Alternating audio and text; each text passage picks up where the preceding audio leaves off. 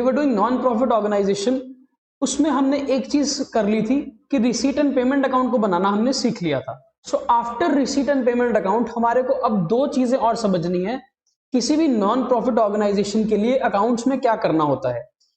वो ऑर्गेनाइजेशन अपने final accounts बनाएगी, फाइनल अकाउंट्स में जैसे हम profit and loss, trading, PNL और बैलेंस शीट बनाते थे, एक नॉन प्रॉफिट ऑर्गेनाइजेशन क्योंकि बिजनेस तो कर नहीं रही है तो उसके लिए ट्रेडिंग अकाउंट और profit and loss account applicable नहीं होता है। तो in the place of a profit and loss account it has to make income and expenditure account and the balance sheet remains the same। ठीक है, अब आज जो हम सीख रहे हैं वो है इनकम एंड एक्सपेंडिचर अकाउंट को कैसे बनाना है। The income and expenditure account is equivalent to the profit and loss account, the only difference is that where a P&L account was applicable to a business enterprise, यानी कि business करने वाली संस्था या business करने वाली एक organisation profit and loss account बनाती थी अलॉन्ग विद ट्रेडिंग, या फिर मैन्युफैक्चरिंग अकाउंट भी बनाना होता था जो एक मैन्युफैक्चरिंग एंटिटी होती है। But because we are doing a non profit organisation तो यहां पर P&L अकाउंट नहीं बनेगा, यहां पर हमने नाम बदल दिया और नाम क्या कर दिया, income and expenditure account in place of profit and loss account. काम वही है, नाम अलग है। ठीक है, it is an account which is adopted by NPO and is prepared by following the accrual principle. Same principle, same तरीका जो हम पीएनएल अकाउंट बनाने में यूज करते थे वही काम इनकम एक्सपेंडिचर को बनाने में यूज करेंगे, सिर्फ नाम बदला है, नेचर नहीं बदला है। ठीक है, इसका एक फॉर्मेट है जिस फॉर्मेट को अगर आप देखो तो आपको बिल्कुल प्रॉफिट एंड लॉस अकाउंट की याद आएगी। पीएनएल अकाउंट के अंदर भी ये वाली साइड एक्सपेंस की साइड थी और ये वाली साइड एक इनकम की साइड थी, है ना, इनडायरेक्ट इनकम्स और इनडायरेक्ट एक्सपेंसेस। वही काम हमने इनकम एंड एक्सपेंडिचर अकाउंट में किया है, एक्सपेंडिचर्स और expenses of revenue nature on the debit side and incomes of revenue nature on the credit side, है ना। यानी कि जो नॉर्मल रूटीन या डे टू डे वर्किंग के खर्चे हैं, रूटीन या रेवेन्यू एक्सपेंसेस हैं, वो आपके डेबिट साइड पर आ जाएंगे और जो नॉर्मल रूटीन की इनकम है, रेवेन्यू इनकम्स हैं, वो आपके क्रेडिट साइड पर आ जाएंगी। ठीक, अब या तो डेबिट साइड का टोटल ज्यादा होगा क्रेडिट साइड से तो फिर आएगा लॉस, जिसको हम नेट लॉस बोलते थे पीएनएल अकाउंट के अंदर। यहां पर हमने उसका नाम बदल के क्या कर दिया, डेफिसिट। और जिसको हम नेट प्रॉफिट बोलते थे पीएनएल अकाउंट के अंदर, उसका नाम बदल के हमने क्या रख दिया, सरप्लस। सो नेट प्रॉफिट की प्लेस पर आ गया surplus and deficit in place of net loss.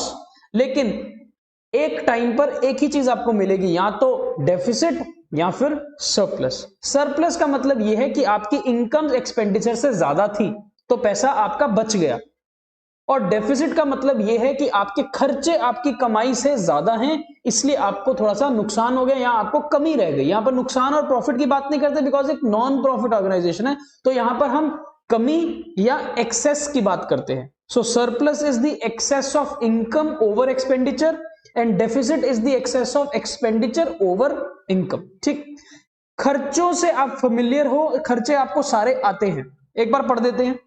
Salary, rent, printing stationery, telephone, legal expense, auditor fees, general expense, travelling, depreciation, upkeep of lawns. Lawn मतलब गार्डन है, अगर आपके एक non profit organisation के बाद नॉर्मली गार्डन और ये सारी स्पेस ज्यादा होती है तो वहां पर अपकीप, गार्डनिंग से रिलेटेड खर्चा।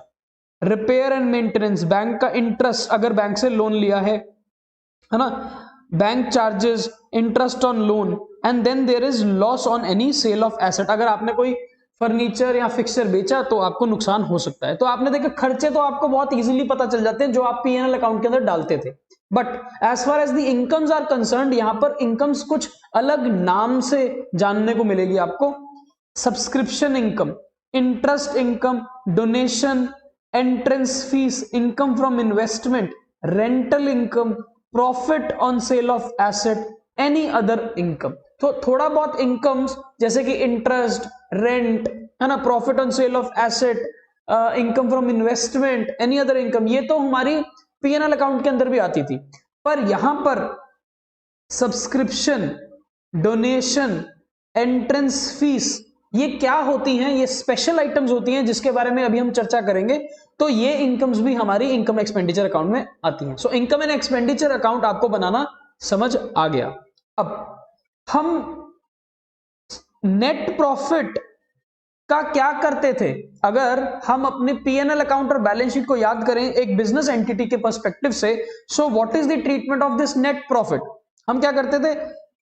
पीएनएल के बाद हम एक बैलेंस शीट बनाते थे और यहां पर जो कैपिटल अकाउंट होता था उसमें ये नेट प्रॉफिट को ऐड कर देते थे, और अगर नेट लॉस होता था तो हम नेट लॉस को माइनस कर देते थे।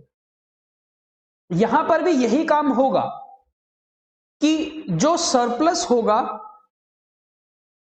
वो कैपिटल या कॉर्पस या कैपिटल फंड में ऐड होगा। यहां पर हम कैपिटल को कैपिटल नहीं बोलते, कैपिटल फंड या कॉर्पस बोल देते हैं। सो नेट प्रॉफिट की जगह पर सरप्लस, काम वही, कैपिटल में सरप्लस को ऐड करना है, और नेट लॉस कैपिटल में से माइनस होता है तो डेफिसिट को कॉर्पस या कैपिटल फंड में से माइनस करना है। तो ये बातें बिल्कुल क्लियर हो गई है यहां पर। The only thing that remains is what is subscription, what is donation, what is entrance fee and what are the special treatments जो हमें इनके बारे में समझनी है। क्वेश्चन नंबर 40 में हमारे को बोल रहा है prepare income and expenditure account for the year 31 March 2020 from the following information. हमारे को हमेशा इंफॉर्मेशन में क्या दिया होगा?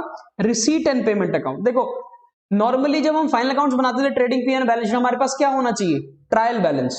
In case of non profit organisations trial balance अगर नहीं भी है तो बहुत सारी इंफॉर्मेशन हमारे को रिसीट एंड पेमेंट अकाउंट से मिल जाएगी। सो रिसीट एंड पेमेंट अकाउंट हमारा वही काम करेगा जो काम हमारा ट्रायल बैलेंस करता था। ठीक है, अब इस रिसीट एंड पेमेंट अकाउंट से हमारे को इनकम एंड एक्सपेंडिचर अकाउंट बनाना है, तो फटाफट से हम इनकम एंड एक्सपेंडिचर अकाउंट का फॉर्मेट बना लेते हैं।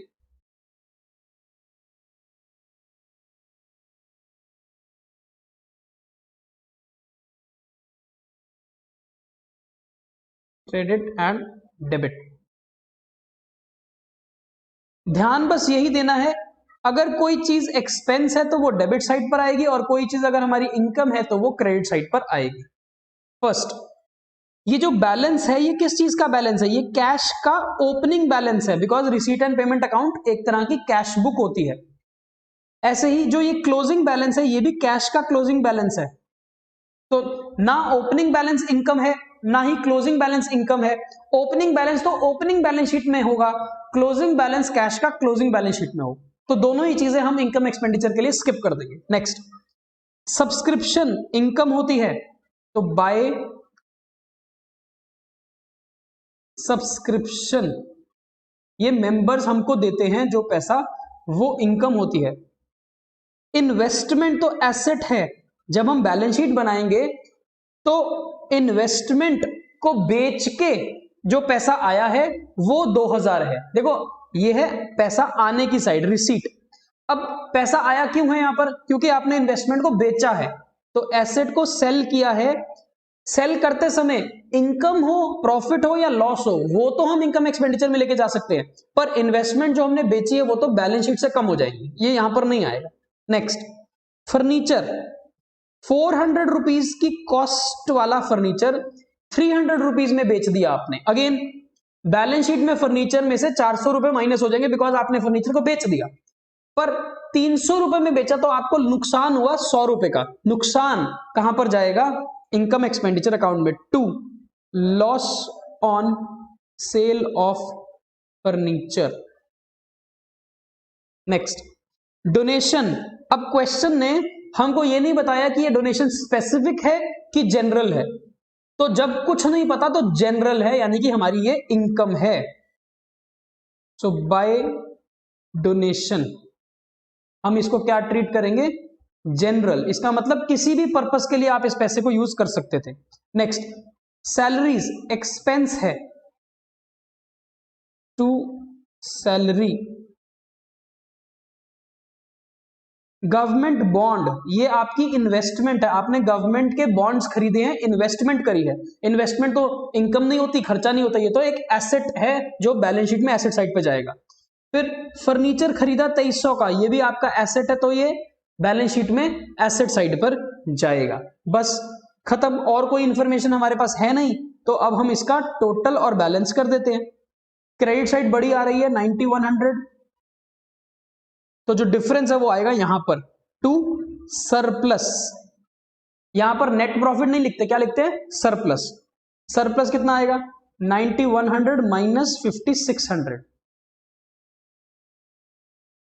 3500। सो 3500 इज योर बैलेंसिंग फिगर, जो हमारा है सरप्लस, वही है हमारा आंसर।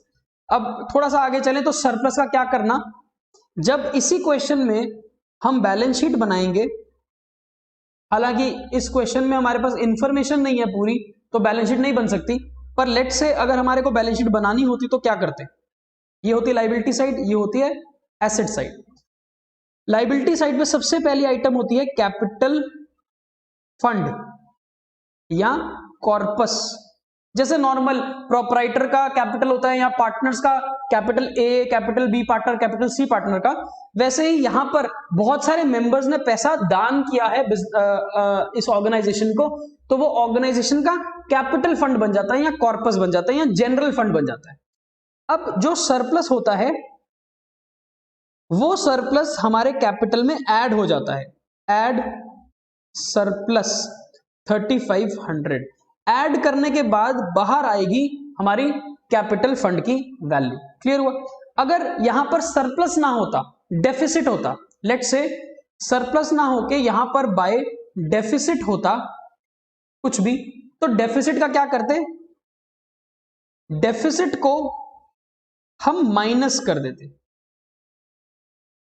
ठीक है, और माइनस करने के बाद हमारी नेट कैपिटल या कॉर्पस फंड की वैल्यू बाहर आ जाती।